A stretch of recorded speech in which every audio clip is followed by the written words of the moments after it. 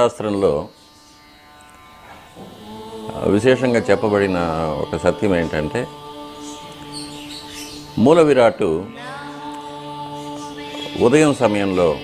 బాలావస్థలో ఉంటారు, మధ్యాహ్నం యవ్వనంలో ఉంటారు, సాయంకాలం వృద్ధాప్యంలో ఉంటారు అని, ఉదయం పూట స్వామివారిని దర్శనం చేసుకుంటే భక్తులకు ఒక దేహ కాంతి, శక్తి, మంచి విద్య అలవడుతుందని, మధ్యాహ్నం పూట దర్శనం చేసుకుంటే యవ్వనంలో కావలసిన పుష్టి, ఒక వర్చస్సు,